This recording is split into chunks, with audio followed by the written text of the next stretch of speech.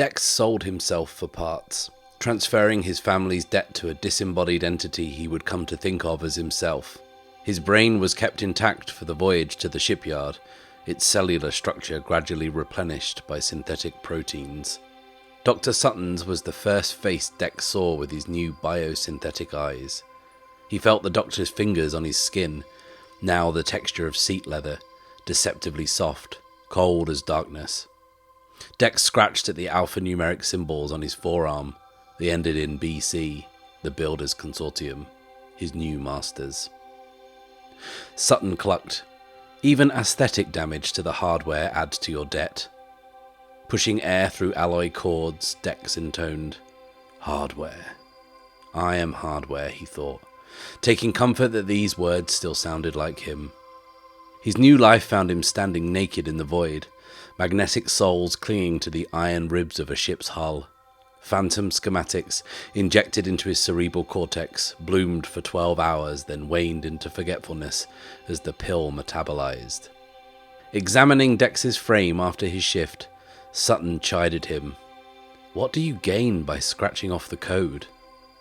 He made no reply, but the voice that still sounded like him said, "Perhaps my soul."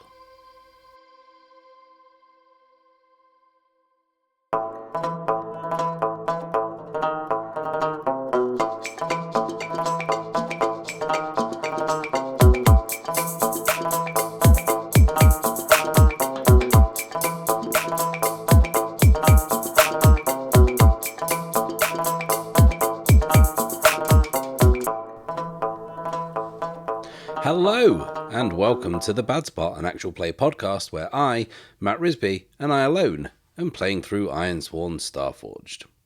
This week's Tale from the Drift was from the magnificently talented A.P. Weber. Mr. Weber is the host of the Lies and Half-Truths podcast, where you can find him reading some truly excellent genre-bending short fiction. If you'd like to check that out, and I thoroughly recommend you do, then you'll find a link in the description below. If you want to roll some dice and write something for me to read at the beginning of a future episode, then the submission guidelines and contact details are on screen now. And whilst I have you, why don't you leave a like, subscribe, and click the little bell icon so you can follow along with the campaign each and every week. These things are really important for supporting the channel and supporting what I do, and if you really want to support the channel, then why not check out the Bad Spot Patreon? There you'll get early access to all episodes, exclusive monthly behind the scenes videos, and your name on screen like these lovely people. Last time out, our heroes finally got some much needed rest and relaxation at the remote deep space outpost of Purgatory. As Cole and his crew work on the badly damaged Eclipse, Archer tries to figure out just what this place is. He watches several large ships drop out of the drift and then dispatch smaller landing craft that mysteriously dock at an unseen part of the station before just as quickly leaving. Deciding to investigate, he and Luna access the station blueprints and discover there is more to this place than meets the eye. As they explore the depths of the station, they discover a high-tech, highly advanced facility built underneath the ramshackle, barely functioning station above. They follow the layout down several levels, finding the structure converges in a large room in which there is a dizzying array of complex computing equipment. The room is under armed guard and a small collection of workers monitor the equipment. And seemingly in charge of this operation is a mysterious man, who Archer and Luna watch interact with a person who has arrived at the station from one of the ships Archer observed earlier. The person is hooded and frightened, and there is an exchange between them and the man. The man receives a flask of a clear fluid, and the hooded individual receives what looks like some data. After the exchange is done, Archer and Luna are discovered by the armed guards and brought before the man, who reveals that they have stumbled into a facility called the Cradle, home to something called the Algorithm. Archer and Luna have no idea what the man is talking about and reveal that they have just crossed the spine of Kronos and are seeking refuge and have no ulterior motive for being down here other than curiosity. The man is incredulous at first, but when the Eclipse's navigational data is checked, he is stunned to learn that their story is actually true. And this is when he decides that he might just have a use for these two trespassers after all. So we've got ourselves into another fine mess, haven't we? And I think that what has actually just saved the two of them here is the fact that their story is true. They did cross the spine, which makes them either incredibly skilled as pilots or insanely lucky. And B, they don't seem to know anything about this sector, anything about the algorithm or whatever weird racket these guys are running. Their ignorance is kind of what has saved them from a quick death here, perhaps along with maybe this man's like overinflated sense of their competence. But I think what has happened is he's, seen the black iron compass around Archer's neck, and he sees that Archer is Ironsworn. And because of that, and because of the fact that they've made it across the spine, I think he's going to ask them to do something for him. And, well, it's not really asking, is it? He's making them do it with the promise that they'll live if they see it done, right? He's not asking them, is he? So what is it? What's the problem that they can help with? What is this kind of dangerous mission that needs perhaps a couple of disposable stooges? Who knows? I certainly don't. Let's ask the Oracle, shall we? Let's roll a couple of times and see what comes out. 86 is technology, well, that kind of makes sense. And 14 is bolster. Bolster technology. So obviously this guy is part of a high-tech endeavor of sorts. And I think many of you will know what it is. And I think I'll probably just stop alluding to it now and just tell you. But this sector, as we established during the live stream, in this sector there is a very valuable resource present. But because of a very robust blockade that is in place, it is near impossible to get out. So smugglers and other such folks who might want to, shall we say, get into the exports business, they come to Purgatory, they come to this station and to the Cradle specifically to purchase data processed by the algorithm, which is sort of a kind of plotted navigational chart that will guide whoever has it through the blockades. And this guy, this weird, creepy tech bro guy, sells people data which allows them to slip the net with their ill-gotten gains. So how does this technology need bolstering? Like, it seems to work, right? But maybe he wants us to go somewhere. Maybe he's expanding this network. Maybe we've got to go and set up a new data relay or something. Actually, no. Actually, scrap that. Because we've got a settlement here on the map called Beacon. And maybe that is literally a beacon. And what if that beacon is an integral part of the network that allows them to gather the information for the algorithm? And what if this guy has lost contact with it, or something is up that needs further investigation? I think that's it. I think that's what we have to do. And I think we established the settlement of Beacon is orbital, I think. And the planet it's orbiting is a grave world, is it? Let's have a look.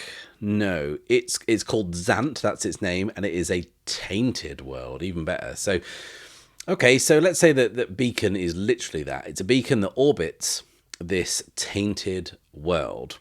But there's something on the surface of this tainted world that has some kind of effect on the beacon, maybe? Like, not like a shield generator, like on Endor or whatever, but not unlike that. So maybe it's something that's like a bit like maybe an orbital stabilizer, something that keeps this beacon in the correct orbital position. It doesn't really matter what this thing is. It's like a MacGuffin, like whatever. But there's something on this planet's surface, a facility or like a dish maybe, or something that controls or regulates the orbital position of the beacon. And something is off with it. Something's wrong. And as a result, the orbital position is wrong. So some of the data that it's throwing out is kind of all screwy. So it needs investigation, and that's where Archer and Luna come in.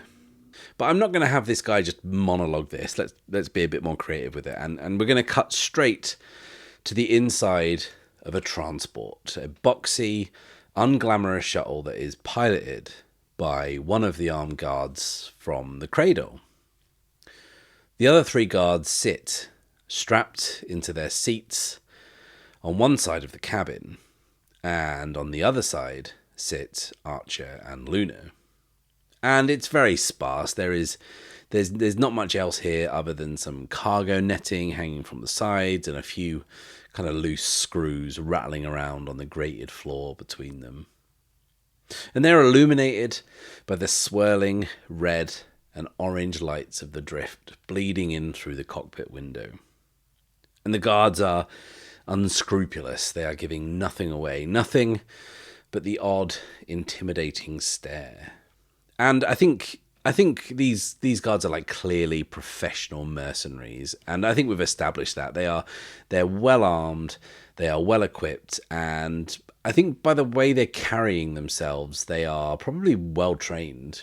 And whilst Archer and Luna have had their weapons and gear returned to them, they are being watched like hawks by these hired guns who give off like the distinct impression that they will not hesitate to drop either one of them if it came to it.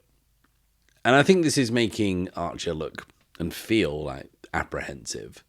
The way it was sold to him by the man in the cradle wasn't that appealing, and it was hardly an open discussion. So let's quickly flash back to establish what the task is at hand.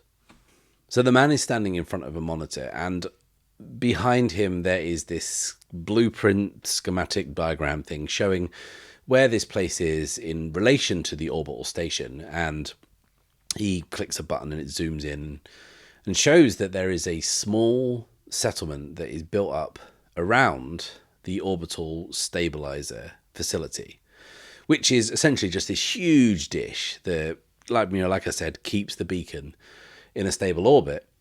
And this little town that has kind of sprung up around this facility, this little settlement where perhaps the people who worked at the facility used to live, because maybe at one time this wasn't always a tainted world. It was habitable and it was inhabited, but now it's not. This planet, the only thing left there is the dish and this vacated settlement that was built around it. And I think the name is right there on screen too. So let's roll up a name for this place. Hi, it's Matt from the future here. Just to let you know that I'm currently editing this episode you're listening to now, and I've just cut out a kind of 4 or 5 minute piece of genuine Risby stupidity, and there was no real elegant way round it and cutting round it, and kind of the only real option was to re-record it, and I don't want to do that because I thought I'd just share a little something with you that kind of illuminates my stupid process. And that is when I kind of came up with the name for this place. And normally if I roll something once and it's kind of already been used or whatever, I just cut it out because it's not interesting for you to listen to me kind of like constantly rolling and re-rolling. So when trying to come up with a name for this place, I rolled and I rolled and I rolled, and I came up with names we'd already had 12 times in a row using the dice on my roller, on Stargazer, and actual genuine 3D dice that I thought might break the curse, but they did not. And I even rolled up Purgatory, which is the place we are now, twice. And every time I rolled the dice, for some reason in my head I had this word just ringing around, repeating around, and the word was mercy. And I just kept thinking, oh man, I really hope I roll mercy. And mercy wasn't even an option, and I'm just kind of thinking it and I just can't get it out of my head. And then I just kind of decided to cut to the chase and spare myself from going insane and just call this stupid fucking place Mercy. And that's me telling you that because the bit that I recorded where all that happened was just nonsense and gibberish. So that's it. It was painful, but this place is called Mercy. That's the episode.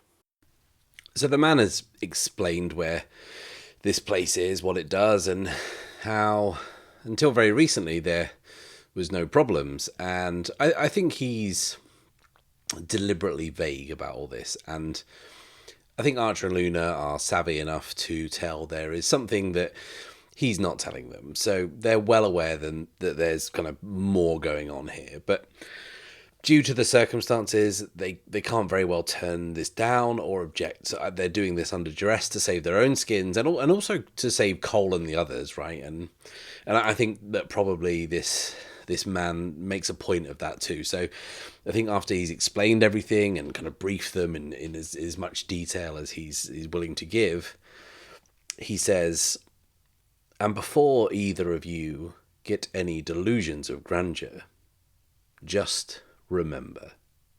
And then he flicks on this other monitor and it shows a kind of like a live feed of the hangar of the Eclipse and Cole and his crew working on it. And maybe you can see the Drakes kind of weaving in and out of the stacks of junk and twisted metal as they chase each other around. And the man says, "I am holding all the cards.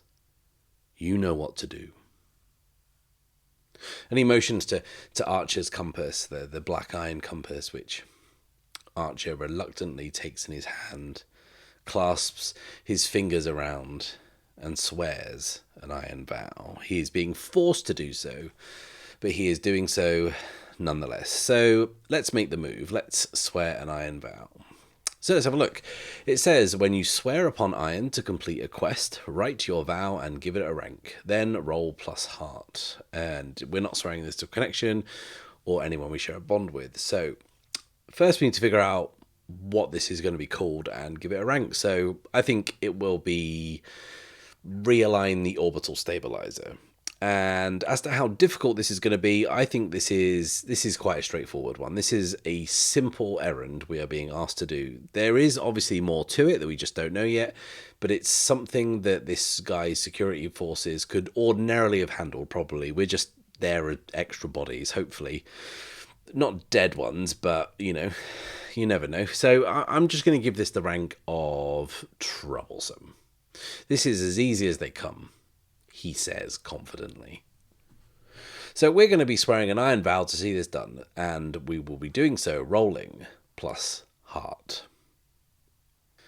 That's a miss, and I don't want to get pulled too far off course here, so I'm not going to mess around, and I'm just going to burn our momentum, which is up at the maximum of 10. We've been saving it up, so if we do that now, that will give us a strong hit. We'll reset our momentum back down to 2, and then it says on a strong hit you are emboldened and it is clear what you must do next. Take plus 2 momentum, so our momentum is immediately back up to 4, which is nice. And I think that this represents Archer and Luna kind of sensing that this is a straightforward gig, and despite not being privy to all the information, all the ins and outs, this doesn't look like too complicated a job. The guards we're with are well trained and well armed, and they don't seem too apprehensive about it, so we're in just about as good a position as we could be. So let's cut back to the ship,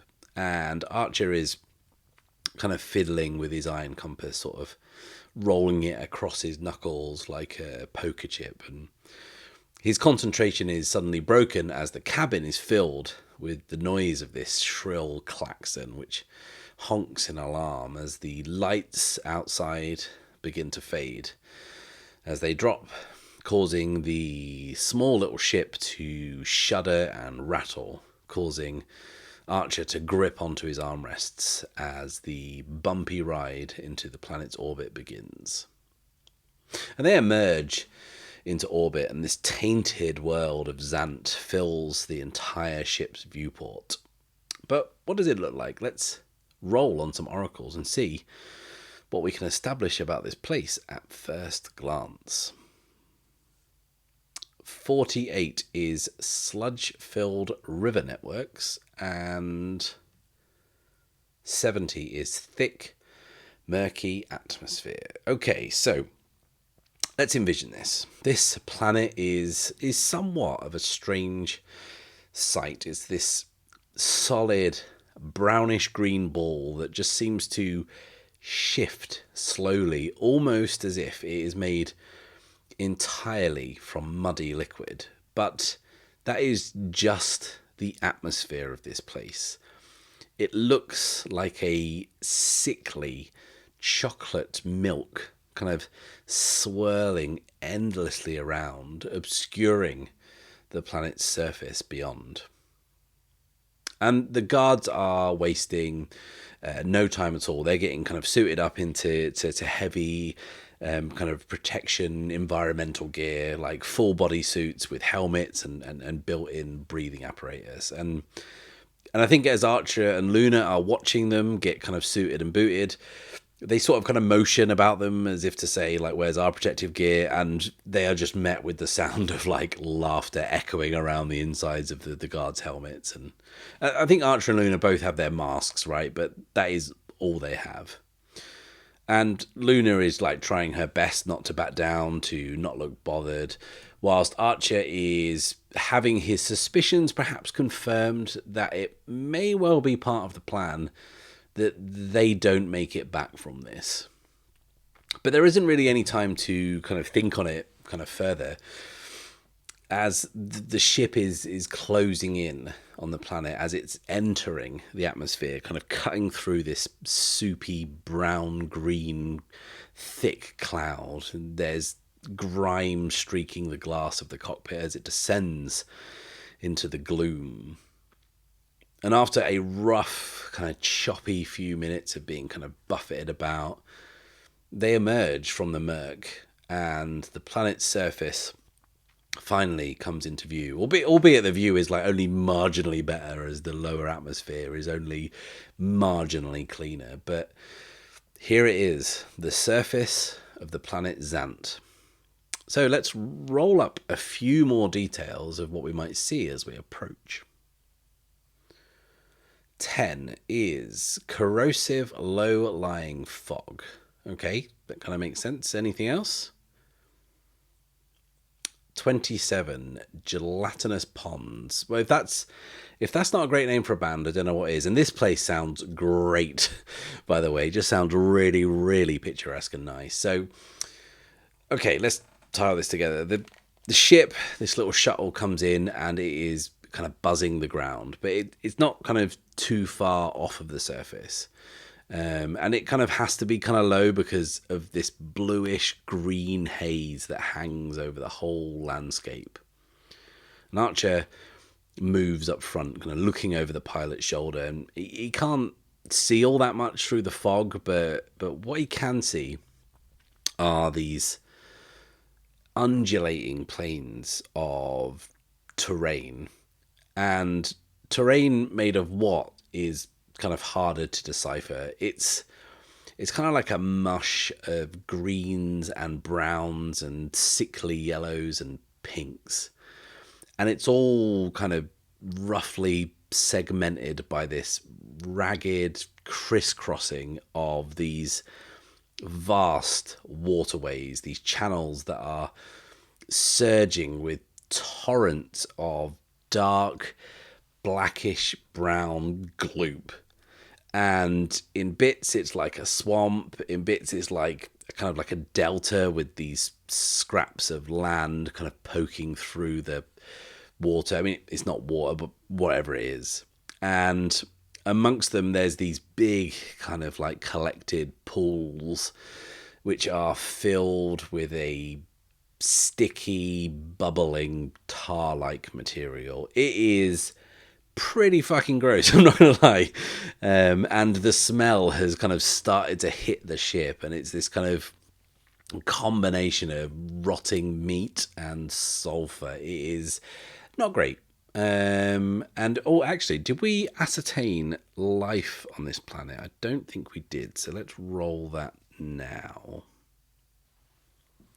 99 is overrun. Okay, overrun. So I think I'm going to put this out there now and say that I think that's probably overrun with flora rather than fauna, right? Okay, I think that's not to say that there's not some dreadful kind of denizens lurking in these stagnant, toxic pools, but I think that the life that's visible from up here are these kind of sprawling organic masses of like fuzzy undergrowth, like these mossy lichen blooms that cover the entire landscape, and the hues kind of vary from kind of pink to purple to blue, and then the whole place is dotted with these huge fungal structures that jut out like rocks out of the ground, but they're not rocks. They're actually these kind of fleshy, rubbery, spore-like constructs that reach several meters into the sky in these kind of jagged formations. And yeah, like I said, there are probably creatures here. There's probably nasties here, but from up in the ship, there's nothing obvious to see. No giant electric dragons, for example. And the ship is kind of sort of following this signal, but I think kind of we've kind of accidentally established that this place is atmospherically quite unusual and maybe challenging. So I wonder if we might want to ask the Oracle if like there's any trouble finding their landing point. Just like a straight yes or no, like does the planet's unique atmospheric conditions throw off the ship's instrumentation? 50-50, yes or no? 13 is yes. Okay. So what I'm going to say is that the pilot kind of circles for a bit and is kind of clearly struggling to lock on to the signal of wherever it is that they're going. And I think after like a brief muffled discussion with one of the others, the pilot sets the ship down on this kind of huge flat fungal formation that rises up about kind of 10 or 15 meters above a river of sludge that is bubbling away slowly beneath them. And the landing hatch opens at the back of the ship, and the first thing that hits Archer is the humidity. It is claustrophobically muggy, and he can instantly feel his skin prickle with sweat. And Luna is crouching at the open hatch, surveying the scene outside with her scopes. And the discussion in the cockpit continues, and it kind of grows more heated, I think, and it becomes like fairly obvious that they're not where they're supposed to be, right? And kind of Luna looks at Archer, and that they both know that something is up. And I think at this point, Archer is thinking that there's only so long they're going to be able to be out here without the right protective gear. So he's going to step in and he's going to do something. Now, he is packing pretty light, but he's a resourceful guy. We know this about him. But I think there is something he could do. And I wonder if that something is if Archer could kind of jury rig something that he has to plug into the ship's scanner, maybe to try and kind of like boost it and kind of lock onto the energy signature of this dish and help us reorient ourselves. So what are our options for that? I mean, I suppose it could be just a straight gather information. I think that might be a little too kind of straightforward. So I think what I'm going to do here is we're going to have Archer kind of check his gear to see if he's got something that can help, like a little gadget, a little doohickey, maybe something that can intensify the scanning strength of the onboard equipment. And yeah, like a little kind of converter unit or something. He's always got these little things, and they're never quite right. But he'll always kind of try and kind of make it work. So that's it. So we're going to check our gear and see if we've got anything that might help us. So let's have a look at the move. When you check to see if you have a specific helpful item or resource, roll plus supply. And in this instance, I believe I can use my upgraded scavenger asset here too, which says, when you check your gear, roll plus wits or supply, whichever is higher, and take +1 momentum on a hit. And currently our supply is 3 and our wits is 4, so I guess we will be checking our gear, rolling plus wits. That's just a weak hit, but that is a hit nonetheless, so we can take that bit of bonus momentum from our scavenger asset, taking us up to 5. But it was a weak hit, and on a weak hit it says, you have it, but must choose one. Your supply is diminished, sacrifice resources -1, or it's not quite right and causes a complication or delay, lose momentum -2. So I think we'll just choose the former. And I think that whatever it is that Archer has managed to cobble together was good for like a hot minute, and then it failed and is kind of busted up pretty good and is of no use at all after that. So let's envision this. So Archer is kind of well aware of what's happening, and for whatever reason, they've gotten turned around and they've kind of missed their landing zone or whatever, and now they're just kind of arguing about how to find this dish, how to find Mercy. And Archer just kind of confidently pushes past these two guards in the cockpit and kind of pulls out this little handheld device. It's kind of like the size and shape of a TV remote, and it's got all these kind of inputs that fold out of it like a Swiss Army knife. And kind of after like kind of shuffling through all of them, he finds the right one and he slides it into the console interface. And the screen flashes up, and the coordinates that are inputted there, they aren't bringing anything up. They're just kind of flashing and nothing's happening. And Archer punches in some numbers on his device and twiddles a few knobs, and then the console kind of triangulates their position and shifts, and after about kind of 30 seconds of crunching numbers, it zooms out, and there's now a blinking dot matching up with the coordinates. And everyone in the cockpit is studying the screen and the orientation, and then they all simultaneously look out of the landing ramp where Luna is kind of still scoping the horizon, and then back at the screen, and then back out of the landing ramp, and then they all kind of like figure it out and nod in agreement. Mercy and the dish must be over the rise in the distance, the rise that Luna is looking at through her scopes right now. It's maybe a good couple of kilometers as the crow flies, and I think they're all relieved that it's so close, right? And the pilot is kind of getting ready to lift off and bringing up the landing hatch and kind of gets back in the seat and fires up the engine. Like, do you know what? Actually, I think it would be more interesting to retcon this now, before we get too far. And I think I'd like to, if you will indulge me, make a change. On that weak hit we rolled, I took the hit to the supply, and I was just going to have Archer's gadget break. But actually, now this is playing out, I think that's less interesting. So I think what I'm going to do is I'm going to reverse my choice, and I'm actually going to take the second choice and say that it causes a delay or complication and takes a hit to the momentum instead. So mechanically, let's just change that now. So the momentum will go back down to 3. Because I think it makes more narrative sense for this intervention to cause complication or delay. And that delay, I think, is that Archer's kind of like swift bodge job using this gadget to boost the scanners. I think it fries the electrics and grounds the ship.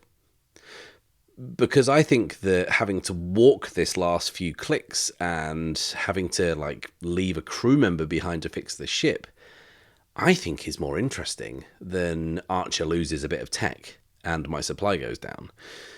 So that's what we're going to say. So yeah, as the pilot gets into their seat after Archer's intervention has found Mercy, found the dish, I think that the pilot just yanks Archer's gadget out of the console, kind of like almost annoyed that Archer has kind of helped out.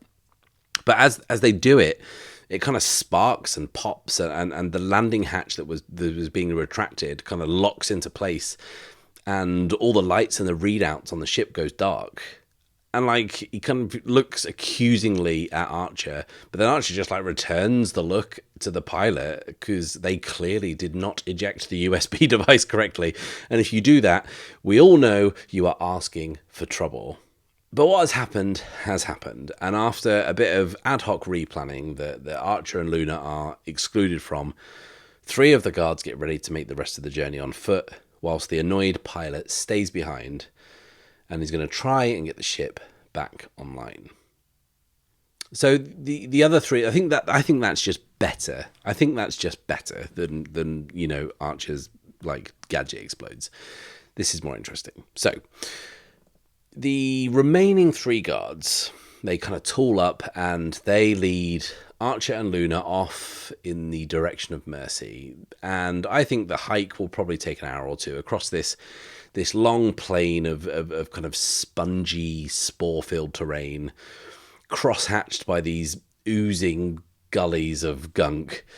And once they get across that, they'll have to work their way up more rugged terrain up to what looks like a plateau. And from up there, they should be able to see down into what the map tells them is a valley on the other side. And the map also tells them that's where Mercy is, and consequently, that is where the dish will be. And I'm not going to make any moves here. I'm not going to roll for this because I don't think this is an expedition, and I don't think we'll be setting a course, and I also don't think that this journey is sufficiently dangerous to make a face danger move. But that's not to say that nothing interesting happens of note on this journey. So they set off, and it's hard to tell what time of day it is because whatever sun is lighting and warming this place, its rays are obscured by the grey-brown blanket of cloud that oppressively hangs over this entire planet. And it is still stiflingly humid and incredibly uncomfortable. And the air is like caustic or whatever, if that's the right word. And like without the full-on like environmental gear that the others have, Archer and Luna can feel their skin where it's exposed kind of tingle and burn as they trudge across the plains. And the footing is kind of like soft and uneven, and it frequently collapses, like putting their feet through it, and then it kind of releases these clouds of murky spores into the air. And it's this for hours because going is slow across such uneven and unreliable conditions. And it's like a real slog. And there's one guard up front taking point, and then Archer and Luna, and then the other 2 guards kind of bringing up the rear, kind of keeping a kind of a cautious, watchful eye on both of them. And their kind of like forward momentum isn't helped by having to constantly try and navigate these streams of goo, which are clearly toxic. And kind of when they become wider and deeper, like they can't be crossed so easily, which kind of means that there's like a lot of doubling back and trying to find the narrowest parts to kind of like step or leap across. And it's exhausting. It is sapping everyone's energy, and breaks to take on water are brief because taking your mask off to drink is something that can only be done quickly before the toxic atmosphere becomes too much. So yeah, it's a real slog. And after maybe 3 hours, and like this is an hour's journey tops across the plain, after about 3 hours of trudging across, they reach the incline that they are now going to have to scale to reach the plateau. And instantly, they all feel like they are on more solid footing, even though the terrain is like more rugged and it's kind of more of a kind of part climb, part scrabble up this kind of incline. It's like solid and rocky underfoot with only kind of like occasional patches of the spongy mold-like growths that has completely overtaken the plains below. So it's actually easier going, and the party make short work of the climb. And as they reach the top, Archer takes a moment to stop and look back down across the plain. And from up here, he's shocked to see how short the distance back to the ship was and how long it took them to get here. But he is relieved to be up here rather than down there. And he looks across at Luna, who is kind of doubled over, taking a breather, and she kind of gives him a thumbs up, although it is not convincing in the slightest. It's been hard. But before they can get too comfortable, the guards are motioning them on with their guns.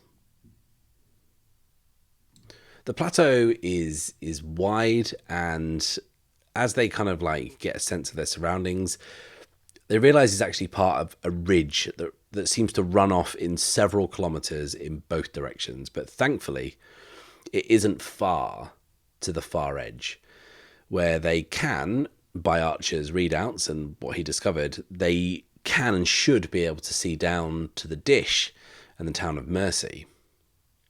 And this spurs them on to cross the plateau, to get to the other side. And they do, and it takes maybe 20 minutes or so to cross, and the footing is still firm rock, so they make good time. And they reach the ridge on the other side and look down into the valley, and it is markedly different to where they landed.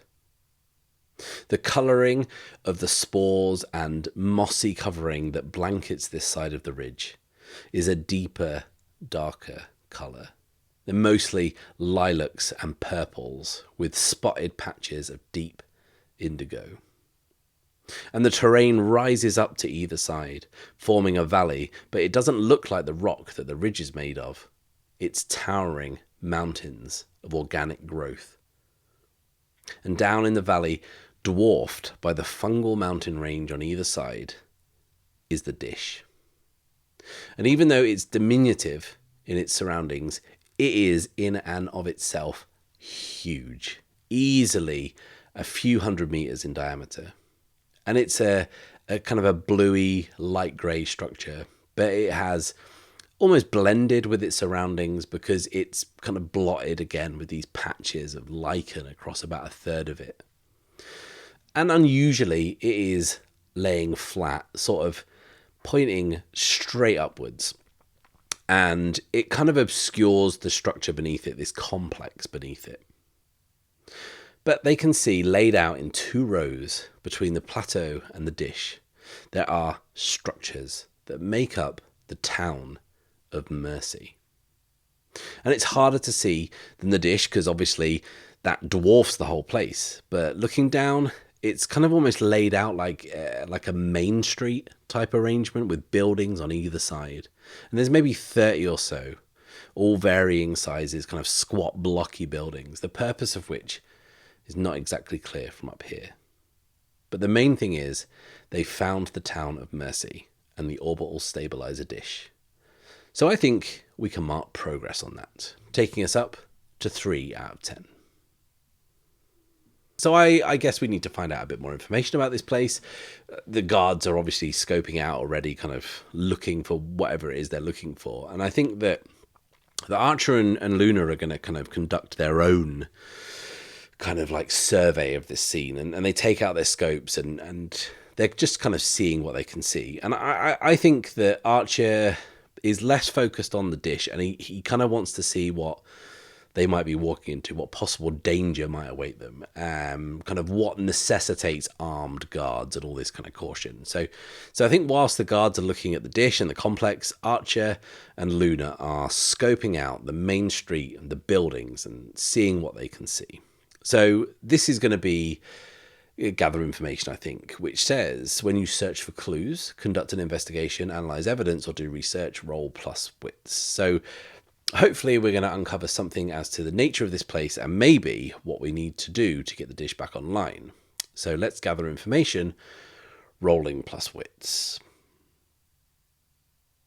That is not only a miss, it's a miss with a match, and that match is double tens. It does not get much worse than that.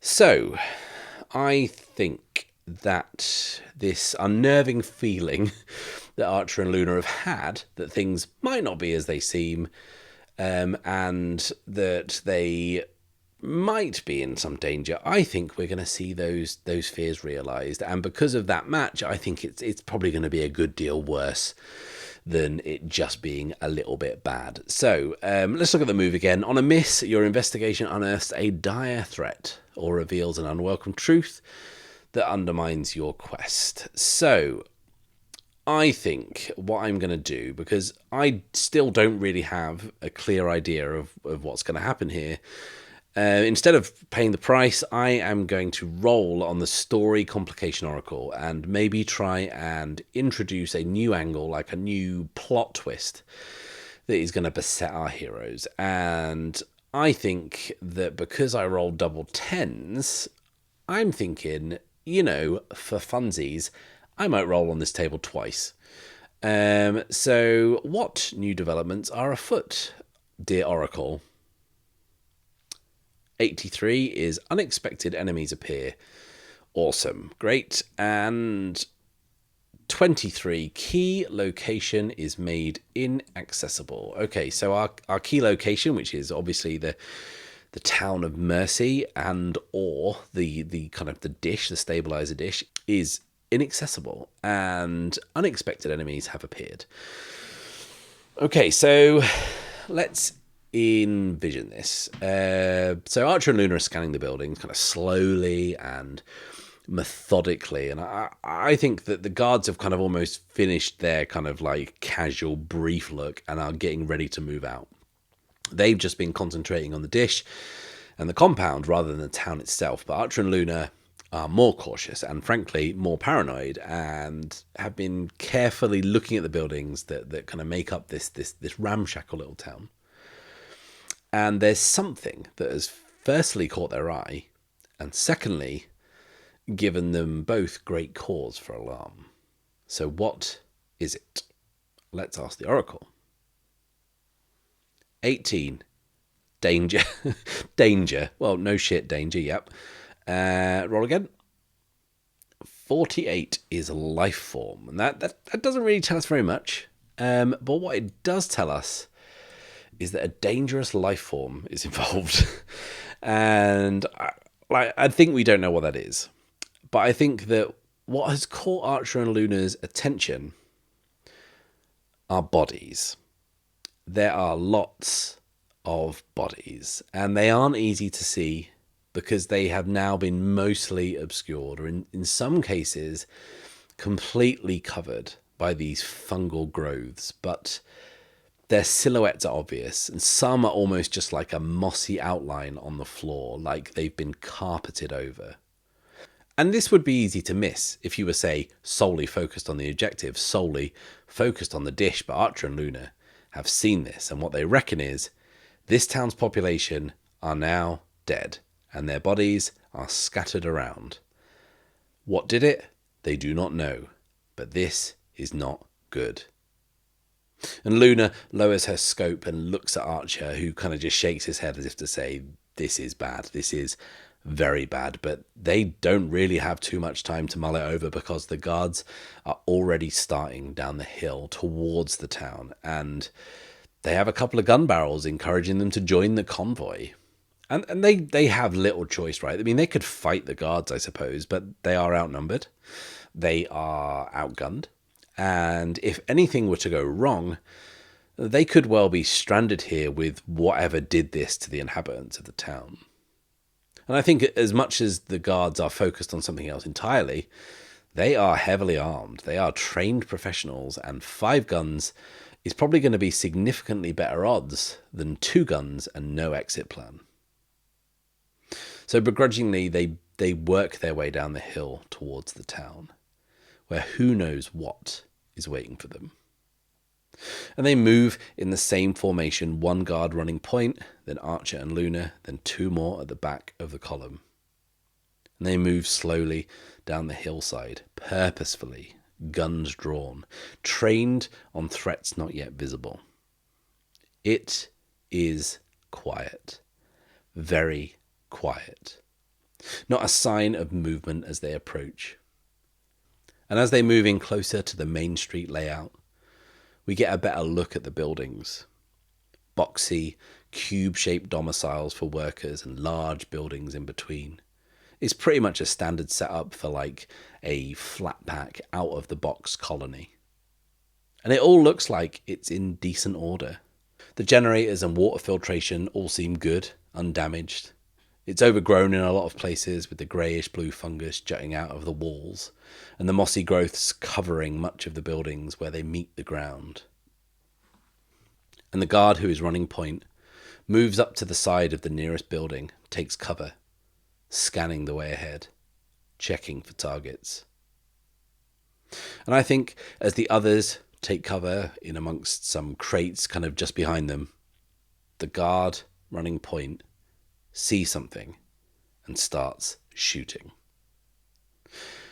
And I think we are going to enter the fray against an enemy that we do not know and cannot see. And I think this is the appropriate consequence of our miss. We are going to be instantly drawn into a fight. So we are definitely being reactive here. So what's it going to be? Let's look at the move. It says, when you initiate combat or are forced into a fight, envision your objective and give it a rank. If the combat includes discrete challenges or phases, set an objective with a rank for each. I think the objective is going to be secure the town. And I think that because we have no idea who or what we are fighting, I'm going to say this is formidable. Then we roll to see if you're in control. And of the options, I think we are definitely caught in a trap or sizing up the situation. So rolling plus wits, I think. So the guard ahead opens up. They are firing short bursts against multiple targets that none of the others can see. The other guards begin to move up and support, and Archer and Luna are about to act. So let's make the move. Let's enter the fray, rolling plus wits. Another miss, and what little momentum we have will not save us. So let's put this together. Archer and Luna follow the team's lead and start to move out into cover. But then the guard who was running point, the one who started firing, is suddenly launched through the air by a powerful blast. And not an explosion, a hit direct to the chest, sending them sailing through the air, hurtling past Archer, who was just rounding on their position. And Luna sort of kind of pulls him out of the way.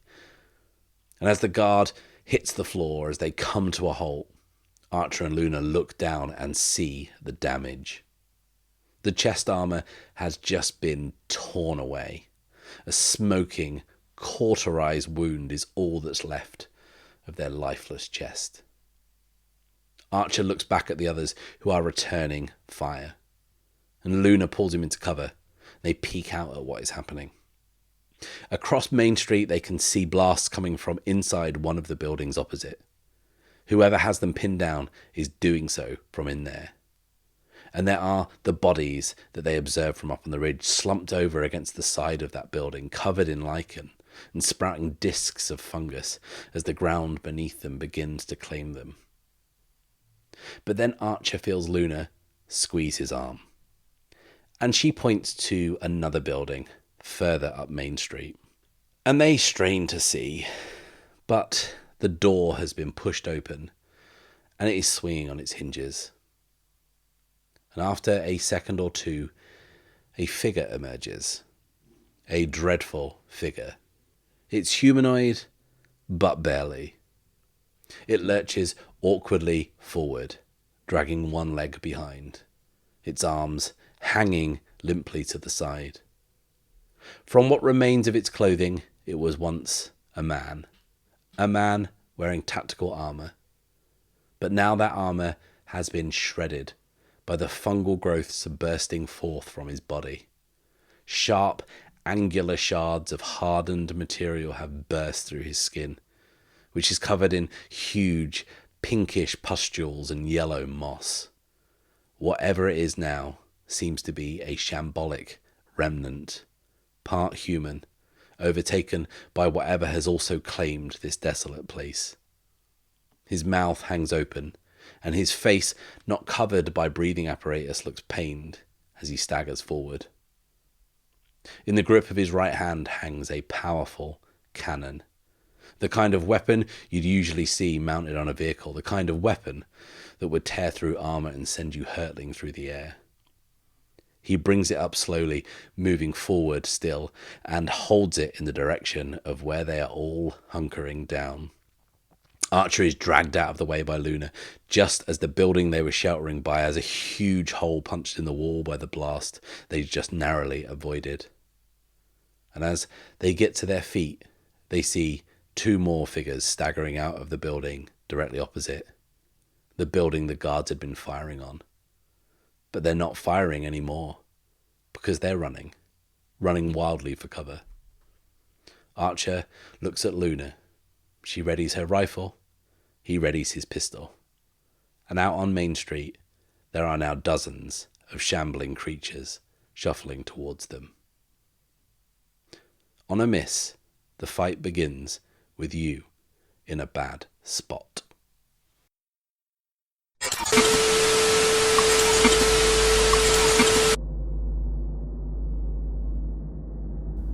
The steward sits frozen in place at the head of the long table. The chairs that lined either side are now empty, and he had just heard the last distant screams of those that had recently vacated them. He was alone. He was too old to run. The others hadn't hesitated, and look where it got them. No, he would sit and await his fate. He would die here, at the head of this table, and he knew that this place, the Griffin Institute, the seat of learning, repository of knowledge, of which he was now the steward, would die with him. As a man of science, a man of logic, he knew there was no rational explanation to what he knew was coming through that door. But here he found himself, about to meet an end he could scarcely believe. The screams had stopped, but he could hear them closing in. He gets to his feet and moves slowly across the room, his footsteps echoing off the polished wooden floor. He moves over to the small chrome trolley and pours himself a short glass of Ilonian whiskey from the yellow crystal decanter. They'd been saving it, and it felt like now was as good a time as any. As he sips and savours it, he hears the door at the end of the room slide open behind him. He takes a look into a small, oval-shaped mirror on the wall. The face of an old man looks back at him. His time is up. This is it. He turns to face his fate. Face the person who will kill him where he stands. At least he'll get to look them in the eye. He turns to see a thin, tall man in a long black leather coat. He has dark hair slicked back and parted neatly to one side. His pale skin and high cheekbones give him an angular look, and he moves slowly through the room, slowly towards the steward. Azrael Vega reaches out and takes the glass from the steward's hand, brings it up to his nose, and breathes in the bouquet. And he says, "Ilonian, if I'm not mistaken."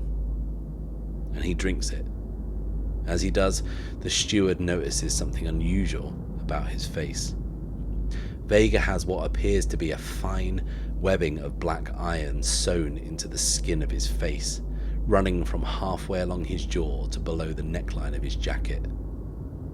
Vega moves to the bar, pours himself another. The steward says, "What do you want?" Vega turns to him. He says, "The truth." And then the steward is gripped by an invisible force, his body contorting in pain. He sees Vega standing over him as he crumples to the floor, and his mind races. Images flash through his consciousness, but he's not directing them. It's like someone is searching through his memory, searching through every scrap of his life. And then the whirling kaleidoscope of images stops, and the scene that this person is searching for settles. The steward remembers this day, the day he gave his assignment to Professor Zari Darwin. Vega says, "And please, do try not to leave anything out."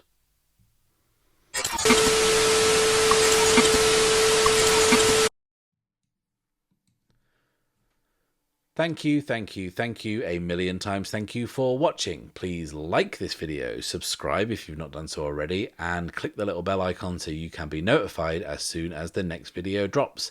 And please do check out the Bad Spot Patreon, where you can find all kinds of cool perks and really support the work I'm doing. I'll be back next week, but until then, it's farewell and safe passage.